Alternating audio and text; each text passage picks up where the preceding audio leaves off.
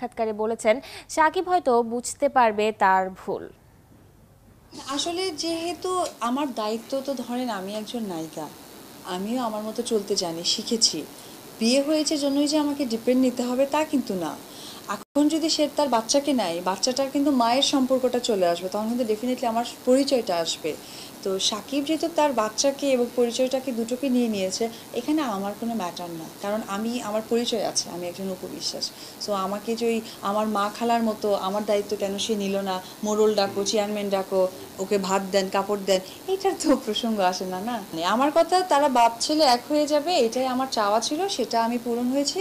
আমি গণমাধ্যমের কাছে বলে নিজেকে হালকা করতে পেরেছি, এটাই হচ্ছে কি আমার মেইন থিং ছিল। শেষ, আমি আজকে হালকা, আমি ঘুমাতে পারবো। সংসারটা হয় সম্মানের সাথে, এখানে অসম্মানিত করে লাভ নেই। আজকে আমি যদি প্রেসে বলে থাকি, এটা আমি সম্মান জানিয়েছি তাকে, তার সন্তানকে।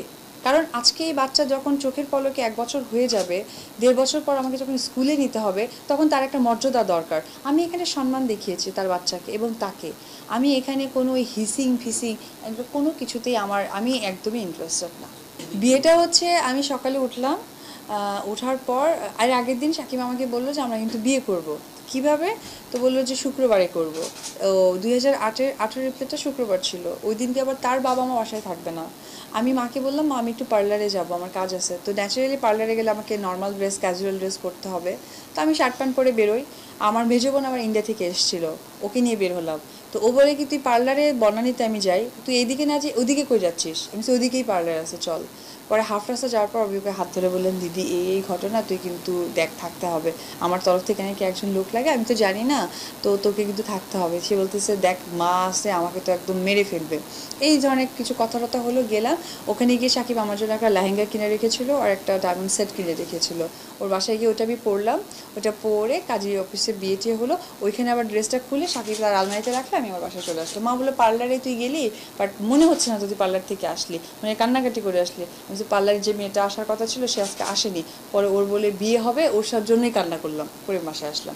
এই ধরনের কিছু কিছু মিথ্যা কথার সাপোর্ট নেওয়া হয়েছিল। পরে 2-3 মাস পর আমরা যখন ব্যাংকক একটা শুটিংয়ে গেছি, তখন আর কি সাকিব চাচ্ছিল আমরা একসাথে ঘুরি, একসাথে কথা বলি, যেটা আমার মা একটু বাধা দিচ্ছিলেন। তখন মাকে খুলে বললাম, মায়ের ঘটনা। মা বললো, যখন বিয়ে হয়ে গেছে এখানে তো আমার বাধা দেওয়ার কিছু থাকতে পারে না, মানে যেটা আমি হ্যাপি। ফার্স্ট টাইমে মা মানেনি, যেহেতু দুজনের দুই জাত। পরে আর কি 1-1.5 বছর পর বদিউল আলভীর চক্রান্ত বলে অভিযোগ করেছেন শাকিব খান। যদিও অপু বিশ্বাসকে বিয়ে করা ও ছেলে আব্রাহামের কথা স্বীকার করেছেন তিনি। গণমাধ্যমকে তাদের বিয়ে ও সন্তান থাকার কথা প্রকাশ করায় স্পষ্টতই অপুর ওপর দারুণ খেপেছেন শাকিব। গতকাল রাতে ৭১ জার্নাল অনুষ্ঠানে টেলিফোনে সংযুক্ত হয়ে এমনটাই ক্ষোভ জানান শাকিব। তিনি বলেন, সন্তানের দায়িত্ব নিলেও অপু বিশ্বাসের কোনো দায়িত্ব নেবেন না তিনি, কারণ অপু তাকে হেনস্থা করতে চেয়েছে আর এজন্য হাত মিলিয়েছে তার বিরুদ্ধে চক্রান্তকারীদের সাথে। অনুষ্ঠানের সঞ্চালক ও অতিথিদের করা প্রশ্নে তাদের বিয়ের কথা এতগুলো বছর গোপন রাখার বিষয়ে শাকিব বলেন, ব্যক্তি জীবনকে সামনে আনতে চাননি বলেই গোপন করেছিলেন। আর কি করে মর্যাদা দিল, চাকরের মতোই তো খেতে গেলাম। গত এই যে এত বছর ধরে যা বলেছে এর সাথে অভিনয় করা যাবে না, করলাম না, এর সাথে করা যাবে না, করলাম না। স্ত্রীর মর্যাদা আর কিভাবে দিব? আমি আমার সন্তানকে এইভাবে দেখতে চাইনি। আমার আব্রাহকে টিভি স্ক্রিনে এত বিতর্কিত ভাবে আসবে আমি এটা কোনো দিনই চাইনি। মানুষের মিথ্যাচারের একটা লিমিট থাকা উচিত। আমি সে যখন যা বলেছে আমি কি করিনি? আজকে একটা রংবাজ ছবি নিয়ে কথা হলো, রংবাজে সে নায়িকা হচ্ছিল আর আমি করতে পারলাম না, বিধায় হচ্ছে আমি ভিলেন হয়ে গেলাম। আর আজকে হলে গিয়েছে, সেখানে হলে গিয়েছে তার ব্যাক টু ব্যাক সে আর একটা ছবি এন্ট্রি করলে অপুর সংসার নামে। সে তো আরেকটা ছবি এন্ট্রি করেছে অপুর সংসার নামে। তার প্রডিউসারকে, তার হিরোকে, তাহলে দেখেন তারপরেরটা পরে তো আমি 2 দিন পরেই বলবো। চলছে আনন্দযোগ, ফিরছি 1 মিনিট পর। গণমাধ্যমে অপু বিশ্বাসের আত্মকথনের পর গুঞ্জন সৃষ্টি হয় মিডিয়া পাড়ায়।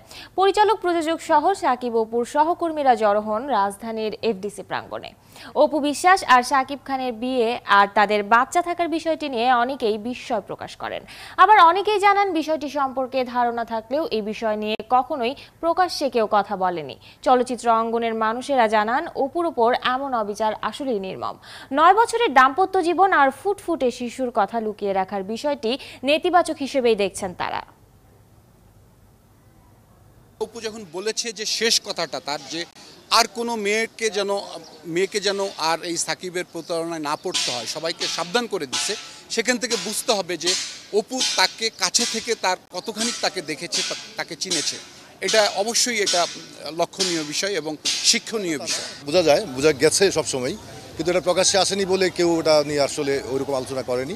সবাই চেপে গেছে, যেন না জানার ভান, বুঝেও না বুঝার ভান, এরকম করে গেছে সবাই। চলছে আনন্দযোগ, ফিরছি লাইভ দেখার পরপরই ঘোষণা দেয়া হয় এই ঘটনাকে কেন্দ্র করে চলচ্চিত্র বানানো হবে। ছবির নাম অপুর সংসার। প্রযোজক খোরশেদ আলম খসরু এই ঘোষণা দেন।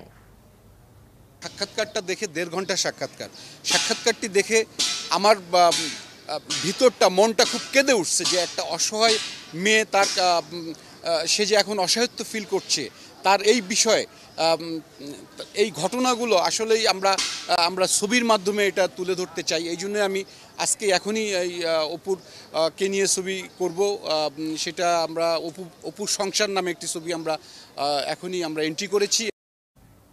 দর্শক, এই ছিল আজকের আলম খোকন। ছবিতে জুটি বেঁধে অভিনয় করেছিলেন শাকিব খান ও অপু বিশ্বাস। শুধু রাজাবাবু নয়, বদিউল আলম খোকনের বেশ কিছু ছবিতে জুটি বেঁধে অভিনয় করেছেন শাকিব অপু। শাকিব খান প্রযোজিত হিরো দ্য সুপারস্টার ছবিটিও নির্মাণ করেছেন বদিউল আলম খোকন। আর এই ছবিতেও শাকিব খানের বিপরীতে অভিনয় করেছিলেন অপু বিশ্বাস। এই মুহূর্তে আনন্দযোগের সাথে যুক্ত হচ্ছেন চলচ্চিত্র নির্মাতা বদিউল আলম খোকন। শুরুতেই আপনাকে শুভেচ্ছা জানাচ্ছি। আপনার কাছে জানতে চাচ্ছি, আপনার বেশ কয়েকটি ছবিতে একসাথেই কাজ করেছেন শাকিব অপু, তো আপনার কাছে সিনেমার বাইরে এদের সম্পর্কটা কেমন মনে হতো? শাকিব অপুকে নিয়ে আমি 8টি ছবি নির্মাণ করেছি। ওরা দুজনই খুব ভালো অভিনেতা অভিনেত্রী। তাদের সাথে আমার খুব সুসম্পর্কই বলতে গেলে, নাহলে এতগুলি। সাকিবকে নিয়ে আমি 22টি ছবি নির্মাণ করেছি। তবে সিনেমার পর্দার বাহিরে ওরা দুজনের, যেহেতু একজন আরেকজনের খুব কাছাকাছি এবং একজন নায়িকা একজন নায়কের খুব কাছাকাছি হতেই হয়, সেই হিসাবে তারা খুব কাছের বন্ধু ছিল। এবং তারা যে এত ঘনিষ্ঠ সেটা আমি প্রমাণ পেয়েছি। সেটা হলো শাকিব প্রযোজিত প্রথম ছবি হিরো দ্য সুপারস্টারে আমি থাইল্যান্ড শুটিং করছিলাম। তখন মানে শেষের দিকে আমার মেকআপ ম্যানের একটু প্রবলেম হয়েছিল, সে বাংলাদেশে চলে আসলো। তখন অপুই আমাকে বললো, দাদা আপনি কোনো চিন্তা করবেন না, শাকিবের মেকআপ বা আদার্স যে কর্মগুলি আছে আমি করে দেবো। আমি বললাম তুমি পারবা? বললো হ্যাঁ পারবো। তারপর দেখলাম ওরা এত কাছাকাছি, যেটা আমরা বাংলাদেশে কখনো দেখিনি। বাংলাদেশে তো আমরা যখন শুটিং করতাম একজন দক্ষিণে থাকলে একজন উত্তরে অবস্থান করতেন। আচ্ছা যাও, ওই সুসম্পর্ক থেকেই আমার মনে হয় যে তখন তো তারা বললোই যে 2008 সালের 18ই এপ্রিল তারা বিয়ে করেছে। তখন যে বিয়ে করেছে এটা আমরা হয়তো লোক মারফত কানাঘোষা শুনেছি, কনফার্ম তো হতে পারিনি। যাও, ওইটার পরে আমার অনেক টেকনিশিয়ানে আমাকে বলছিল যে তাদের এতটা দেখছেন, তারা কতটা আন্তরিক এবং কতটা ঘনিষ্ঠ। আমি বললাম যে ঠিক আছে। তো এই থেকে সাকিব অপু দুজনই ভালো, তারা এমন বিহেভ তো অপূর্ব, সাকিবের ব্যবহারের তো তুলনা নেই।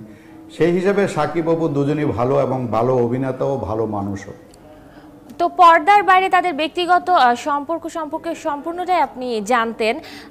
এখন এই মুহূর্তে সবকিছু প্রকাশের পর গণমাধ্যমে শাকিব অপুর কি করা উচিত আপনি কি মনে করেন? ওইটা ঠিক না, আমি জানতাম না, শুনেছি মানুষের মারফত, আমি জানি না। ইন্ডাস্ট্রির অনেকেরই ধারণা যে সাকিব অপুর সমস্ত কিছু আমি জানি, আসলে না। আমার একটা ট্রেডিশন, আমি সবসময় কাজ করি, সিনেমা যতক্ষণ নির্মাণ করি ততক্ষণই তাদের সাথে আমি খুব সম্পর্ক বজায় রাখি। আমার সিনেমাটা শেষ হলে আমি তো আবার অন্য প্রজেক্ট নিয়ে ঘুরি, তখন হয়তো দেখা হলে হাই হ্যালো তো ওই পর্যন্তই। অন্য কোনো কিছু আমি অত ফ্যামিলিগত ব্যাপারটা কখনো আমি ওই নিয়ে মাথাও ঘামাই না।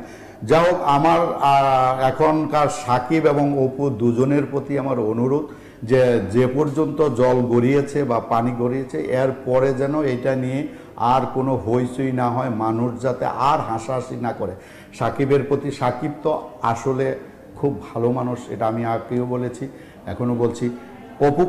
অপুরও মনে হয় আমার অপুর যে বক্তব্য, সেই বক্তব্যতে আমি বুঝলাম যে অপুর দেয়ালে পিঠ থেকে গেছে। একজন নারীর তো তার স্বামীর সংসার এবং এখন একটা বাচ্চা হয়েছে, তার স্বীকৃতি সে চাবি, এবং স্বীকৃতি আদায়ের জন্য হয়তো তাকে কালকে প্রেসের সামনে হাজির হতে হয়েছে। তাদের এই সমস্যার খুব দ্রুতই অবসান হোক, আমাদের সবারই একই ইচ্ছা। তো আপনাকে অনেক ধন্যবাদ। দর্শক, চলছে আনন্দযোগ, ফিরছি ঠিক 1 মিনিট।